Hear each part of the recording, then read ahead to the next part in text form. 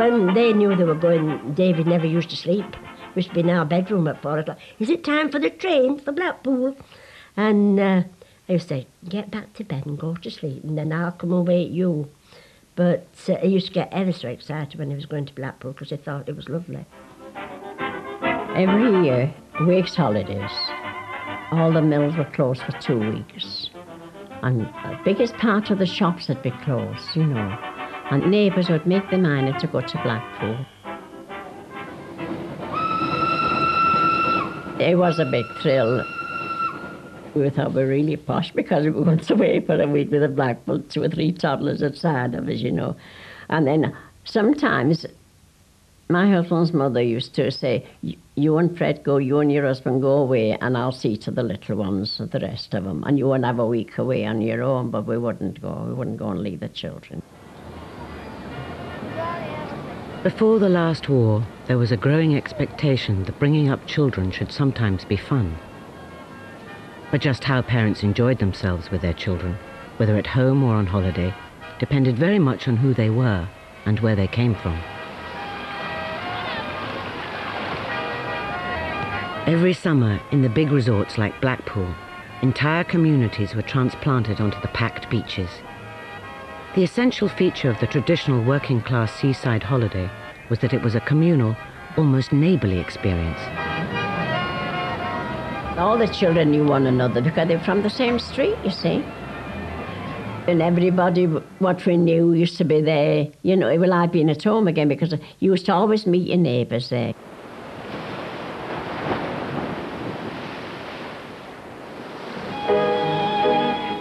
Cornwall is almost a land apart from the rest of Britain.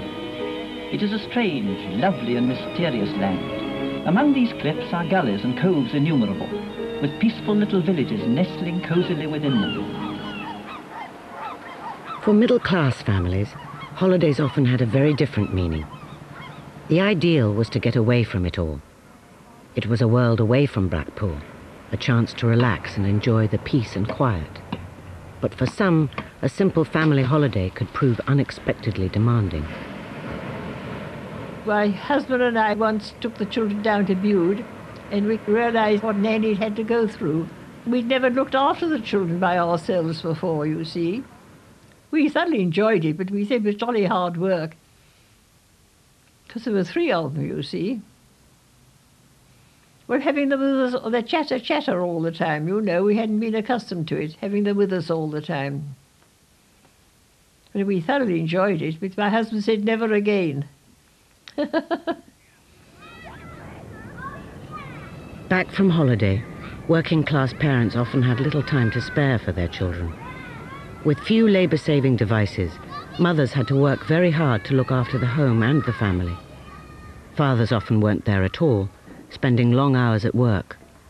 Usually only the youngest children were allowed to play indoors.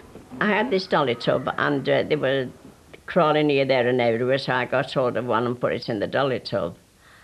And he played hours in that tub. He used to walk round, you know, with a little toy, and they all had the turns they were going in that dolly tub.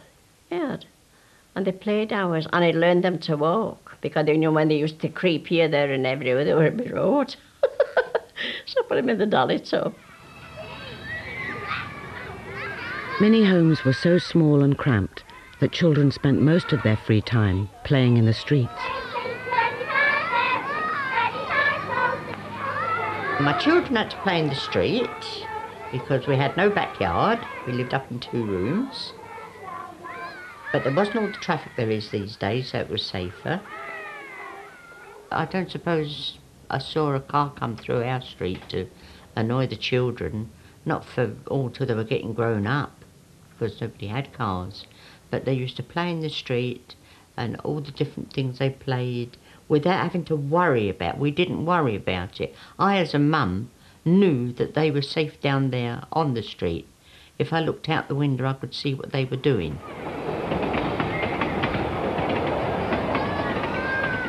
Now, they played marbles along the gutter. You know, you bounce the thing and picked up 1 and you picked up 2. All that. And then the boys would play old tin can in the middle of the road. That would be a tin they'd be kicking about or to one another. They played football. skipping, hopscotch along the pavement, you know, they'd done all chalking along the pavements. You see, people never said anything about the children in those days like they would now. If you saw anyone chalking outside your house, you'd stop them, wouldn't you? You see, we didn't in those days. They would go up into the crescent, which was the market, and get a piece of rope and tie it on the lamppost and swing all around the lamppost till the policeman came along and turned them off.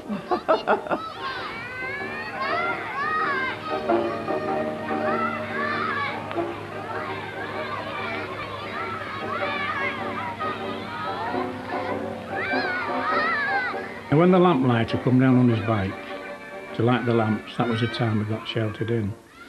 And no matter where he was playing, the women used to come to the door, and it was like town cries. They used to shout out Ada or Ethel, and that voice used to sound down the lanes. And sometimes I can still hear it. And it was like an air raid siren, each mother calling its child in. And they all used to troop home, tired and weary, to the mothers. That's what I remember about the 30s, the mothers crying the children in to bed. It was a sad sound, really. Come on there, dear, come on. You're right, mate. And no matter, you never was pretty, was you? Come here, you. What's the matter with you? I don't want my face done. Well, you got to have it done. What's the matter with you? There were ritual street events at various times of the year. On bonfire night, parents joined in with the revelry and mischief-making.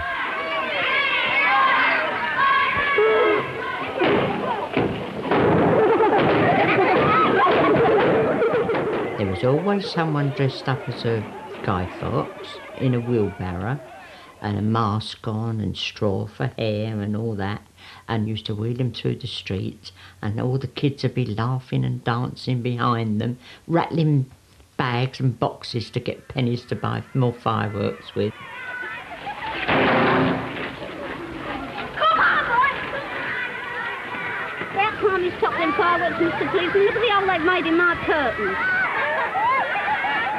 All the gangs used to go out collecting wood from Ellesmere Park in Swinton Fields and drag it down to Lane End. And now each street had its own bonfire. And the biggest bonfire got the biggest status symbol. And if the next street had more, we used to go raiding, take pinching the wood from there, and then they'd come raiding us. But the women used to make treacle toffee and parking, and fetch the tables and chairs out. And they'd have a party on bonfire night. It was something to look forward to. Come along now, into bed. Good night. God bless you, pet. Candy, please, Mummy. Middle-class families led a much more private and home-based lifestyle. Night-night, Mummy. Got a good night kiss for Daddy? Night-night. Parents often enjoyed more space, more comfort and more free time with their children. Play was often closely supervised by mothers right up until bedtime.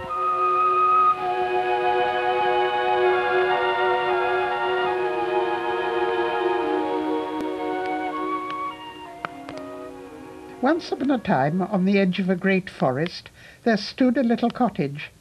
In the cottage lived Greygown and her step-aunt and her 3 step-cousins.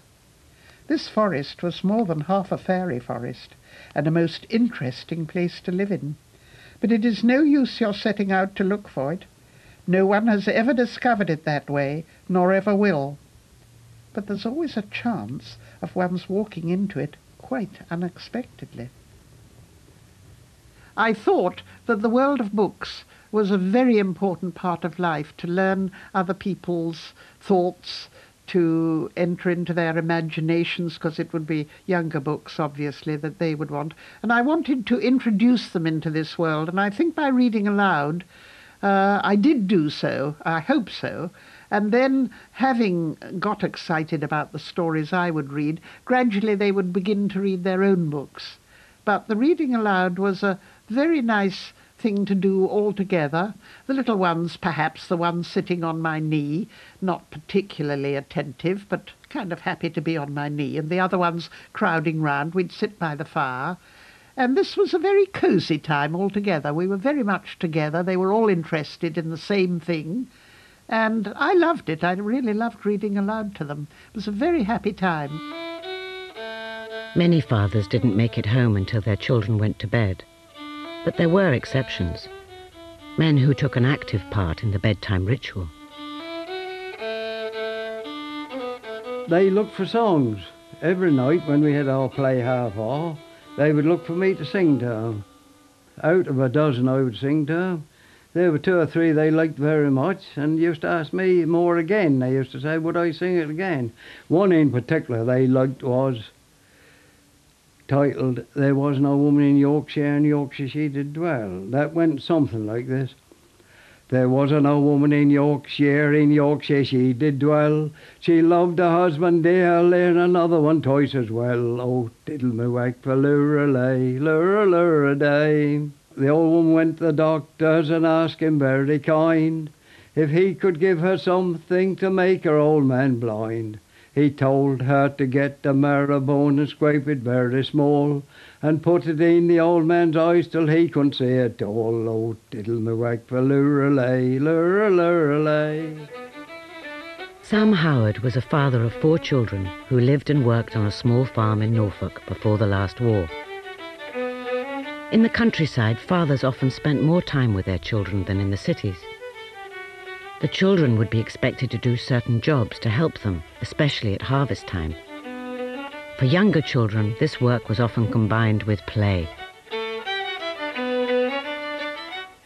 The children at harvest time would always play their part, stoking the corn or being on a cart, loading corn and so forth. They took part in, basically speaking, all what we did, as much as that was possible to do. There were times when they could get a little bit in the way, but I've had children sitting on the horse, say for half an hour, 3/4 an hour time the horse been working when they were small children.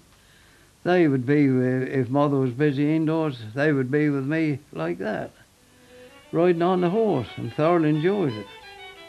We never found the summer holidays long.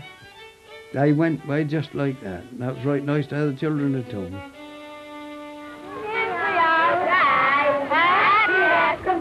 Some families from the city had an opportunity to spend time together in the countryside through short working holidays. But I used to like to go hop picking because it gave the children a holiday, it gave my husband a holiday, and it actually gave me a holiday.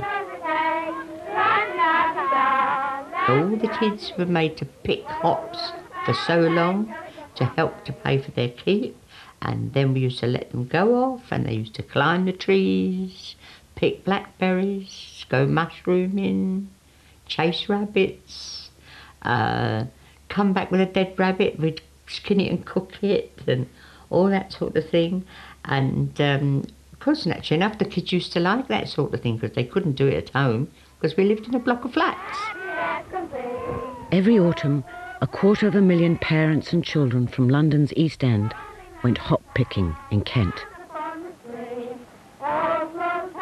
After we'd finished our evening hopping, we used to go home and cook the meal, dish it up, and then we'd all sit outside our huts and we'd sing and all sit round the bonfires and really thoroughly enjoy ourselves, kids, grown-ups, everybody.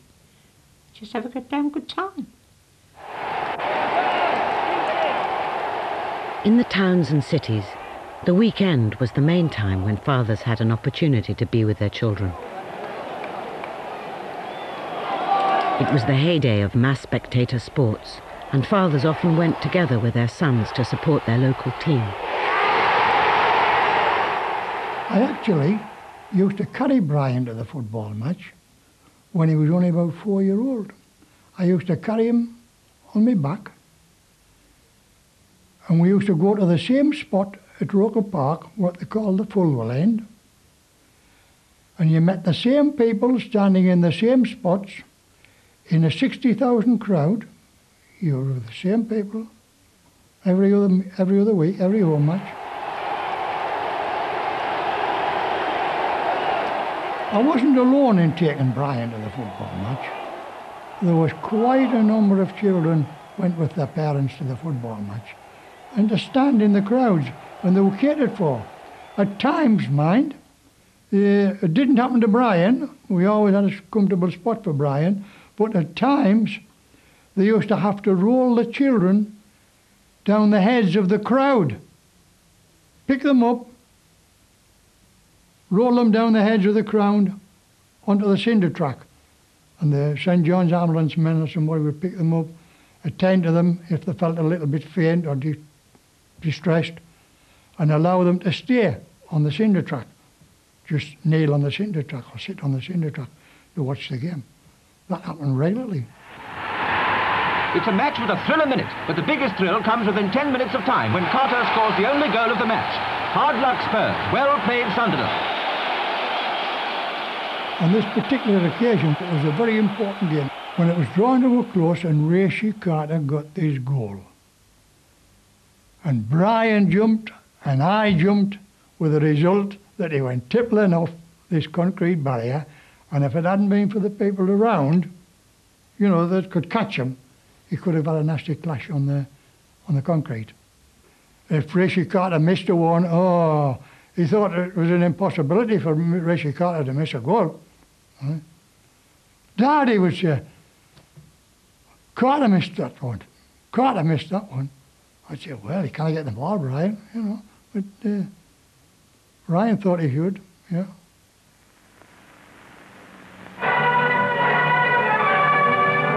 But new heroes were emerging. It was great if you could get tuppence and go to the pictures, particularly on a Saturday afternoon. Used to have what they call the Tuppenny Rush. And you always finished up with a serial. It would be the Perils of Pauline or Flash Gordon or something like that. Of course, the Flash Gordon ones were always a bit of fun because they had all these gadgets, these machines that shot sparks and electric currents sort of passed around. The forces have you surrounded, Tarkov. But when the villain appeared, there was always a lot of hissing and shouting and catcalling, and particularly if there was a fight, they always used to cheer the hero on. The Saturday matinee was a chance for children to enjoy themselves away from the grown-ups, and as they packed the stalls at the thousands of new cinemas, Mum and Dad enjoyed a bit of freedom too. It was not unusual to have 5 or 6 kids with the parents in the house, and so it was cramped and overcrowded, and if anybody wanted room, then you had to go out.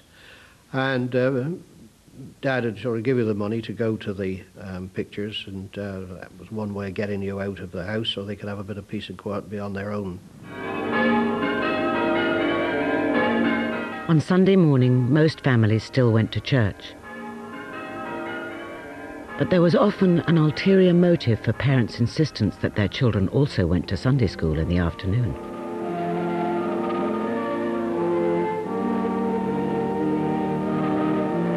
When I was quite small, I decided that I didn't want to go to Sunday school with my sisters. And it was nice because it was the only time I was ever all alone. So I used to play quite happily in the garden, and I was always told that I must keep quiet because Mum and Dad always went upstairs for a lay down. And I played in the garden, and one day my cousin Steve called me over the fence and he said, "Look, Dodds, look what I've got." And he showed me some little tiddlers that he caught because we had a canal going along the back of the garden wall. And he said, "If you've got a jam jar, I'll give you one." So I fished out a jam jar and he gave me this tiddler, and it was so beautiful. It was all sort of red underneath. And I looked at it and I thought, oh, I must show it to Dad. And I went dashing in the house, up the stairs, opened the bedroom door, said, "Look, Mum, Dad, look what..." And I stopped short because my dad was on my mum's side of the bed and he was squashing the life out of her. And they both looked up and they both swore at me, "Get out!" And I was absolutely horrified. And I went downstairs and I was ever so upset.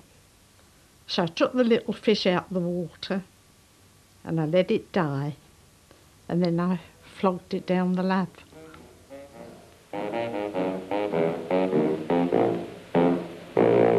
From the 1920s onwards, there was a major change in the whole pattern of family leisure. A shift away from mass communal activities towards more private, home-based pursuits. The model for this was the middle-class family, who had traditionally spent much time together at home.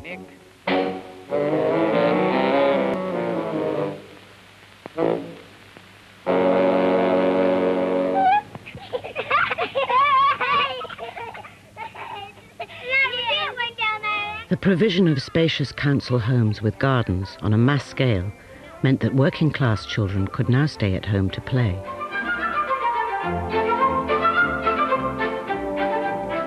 It was wonderful to have a garden so that the children could go out there and play. We put grass all down the side, one side of the garden, so that I could take them out there and we could have a picnic.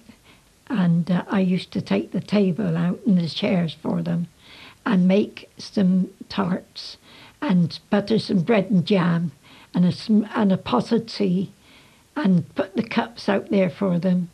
And we all used to have a picnic out on the garden.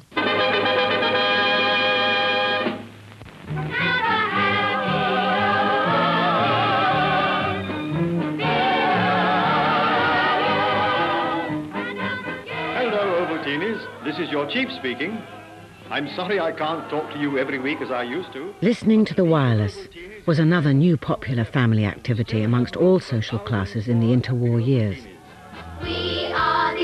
Commercially sponsored programs like Radio Luxembourg's Ovaltine show encouraged parents and children to spend evenings at home together, as well as promoting new consumer habits. When we had our wireless, the kids suddenly realised there was such a thing as Ovaltine, because in our house it was always cocoa. And it was, we are the Ovaltines, little boys and girls. Mum, why can't we have some Ovaltine? What they're singing about? I said, because it's too damn dear to buy. I said, I've got no money for the milk, so you'll have cocoa made with water with a little drop of milk in instead. And that was that, and I used to quite enjoy it. But we used to listen to the wireless a lot.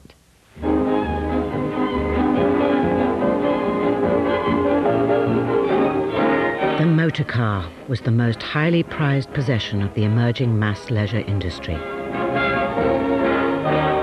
Speeding along the rolling highway, singing a song to the rhythm of the road. The sun's in the sky, a heaven of blue, the world passes by, you feel so happy when... Family motor car trips into the countryside increasingly became the highlight of the weekend, especially for the middle classes. By the 30s, even a few working class families were enjoying the new privacy and freedom that the car offered. Down in the woody dale, where sunbeams are dancing... On Sundays, my husband and I and the children would get into the car and we would go to the cricket ground at Huddingston. I was very fond of cricket, and I would take my knitting and my bairns and storybooks for them or a ball or something, and we'd watch the cricket. And if there was no cricket, we went to the hills, up Tinto and round the moors in Lanarkshire, and there's a little stream there, a tributary of the Clyde, and we used to paddle, and the boys got jars and put them in for tiddlers, and we had a great time. I made daisy chains for the girls later on, and we spent our afternoons always out during the summer.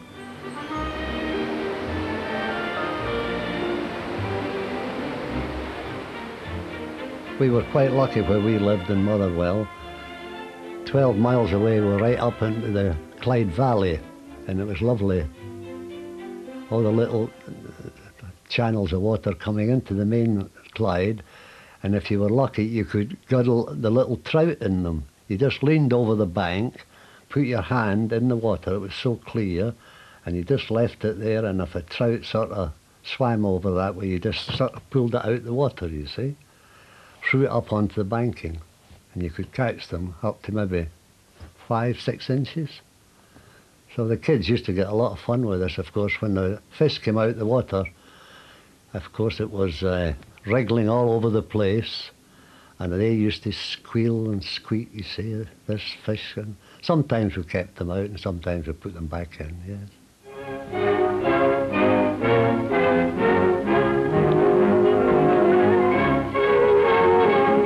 L, said the learner. When you first start driving, it makes the roads feel and look like this. L, say I. It's nothing to how the road might appear if you make a mistake. But mistakes can be avoided. The motor car had another effect, further encouraging the trend towards private play at home. There were few regulations governing drivers and protecting pedestrians. The street, the playground for generations of children, was becoming a hostile and dangerous place.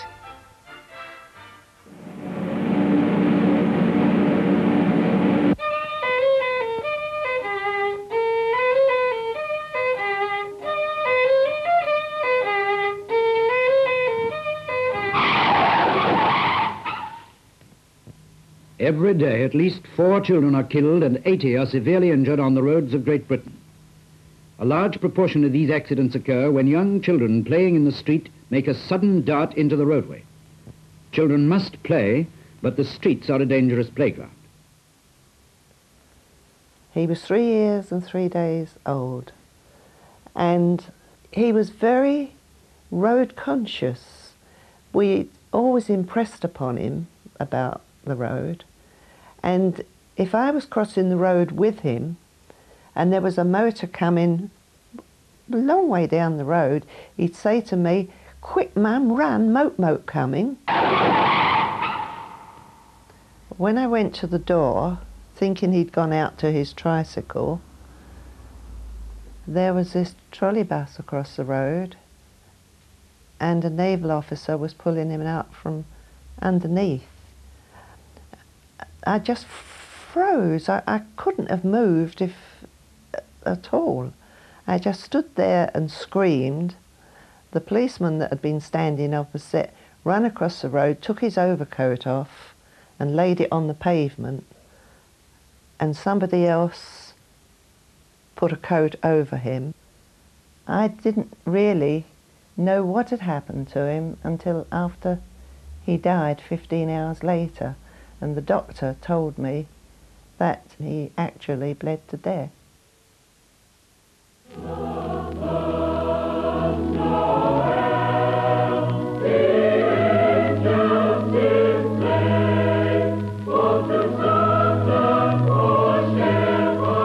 During the interwar years, even Christmas moved indoors. A communal religious festival was changing into a family ritual focused on Father Christmas and presents for the children. Christmas was a great time in our family. I think that having 7 children greatly added to the joy, the excitement and the everything else.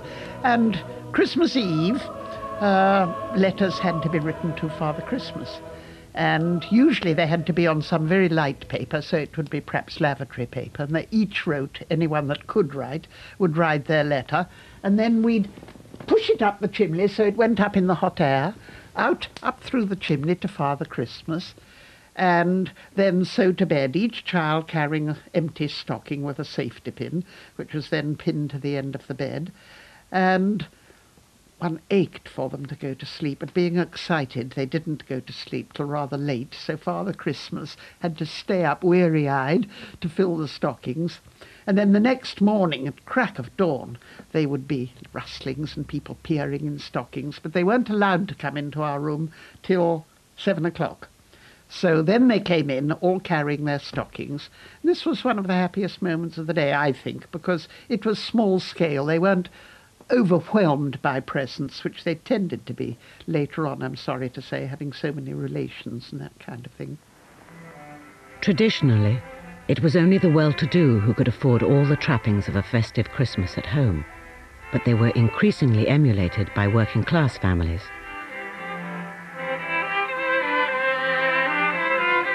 The poorest families were forced to improvise so that their children could join in the fun.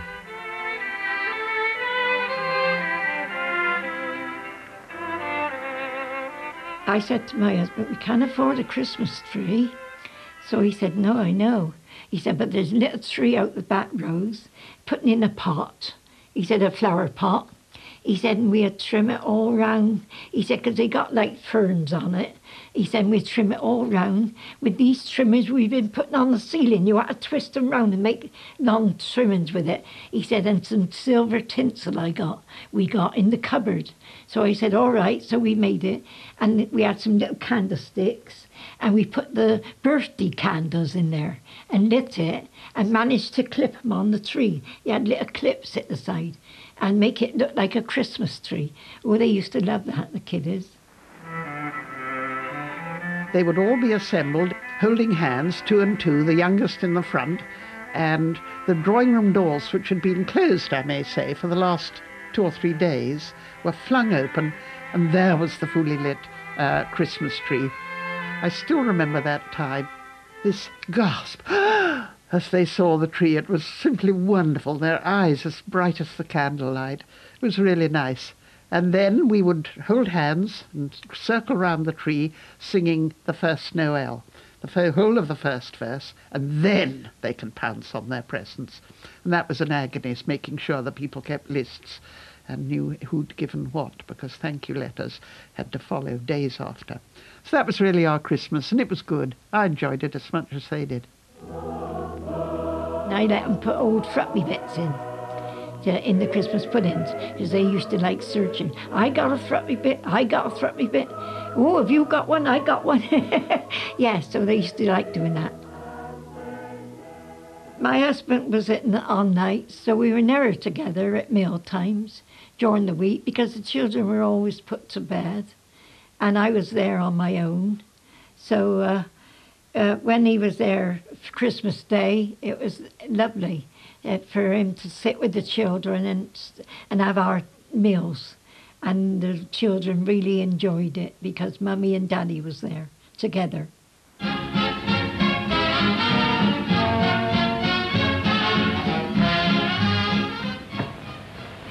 Hello there. Well, this year we got holidays with pay. Look at it. Woo! Isn't that lovely? Holidays with pay. Who says the world doesn't progress? The machinery of industry comes to a stop, and when the men and women who tend it take their week's money, there's the extra bonus this year to cover the holiday. Paid summer holidays, introduced in 1938, meant that many more families could afford to go away and enjoy the glittering array of entertainments that the big resorts were now offering.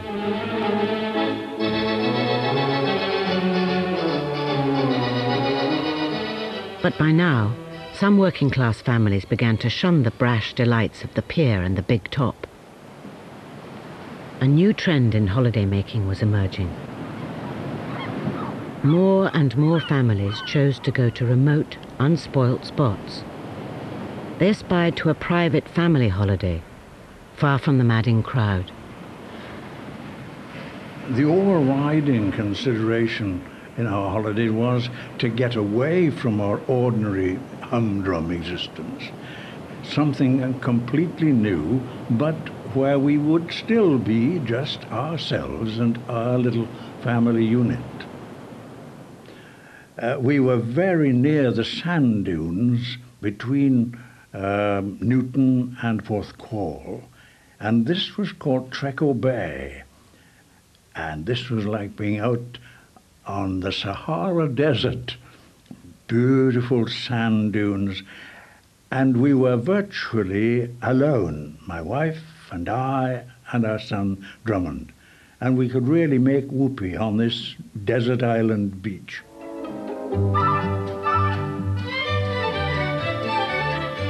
Other families preferred to go to the new holiday camps pioneered by Butlins in the 30s, where they could enjoy a highly organized holiday geared to the needs of parents and children. The Redcoats encouraged everyone to join in with all the entertainments and sporting activities laid on by the camps. Through the loudspeaker it used to come in handy for all the games that we were going to play. Bowling on the bowling green. Tennis on the courts. Anybody wants a game of tennis, they're quite welcome.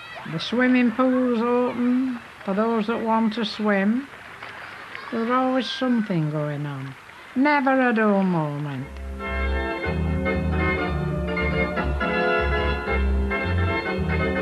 The loudspeaker would be in the ballroom at night, and of course, as time went on, somebody on the loudspeaker would say, "Will the owner of 163 chalet please go to the chalet? His baby is bringing the house down." And he'd make it sound serious.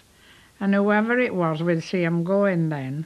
And I thought it was a good idea because I could go and dance and do what I wanted, knowing that my child was being looked after. Jolly slogans and songs seemed designed to recreate the community spirit, which for many had been at the heart of the old seaside holiday. We all had to congregate round the swimming pool and put our hands on everyone else's shoulder.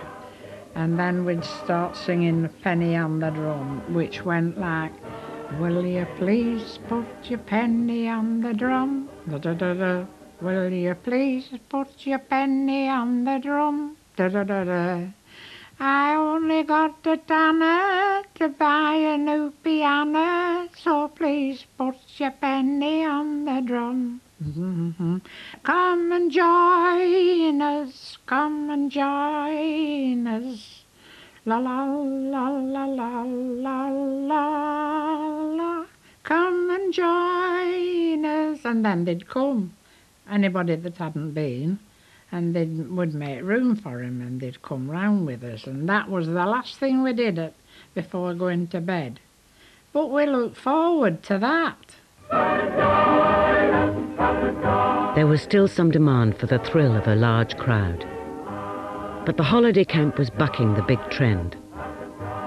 During the first half of the century, the private home had largely taken over as the place where families spent their free time together.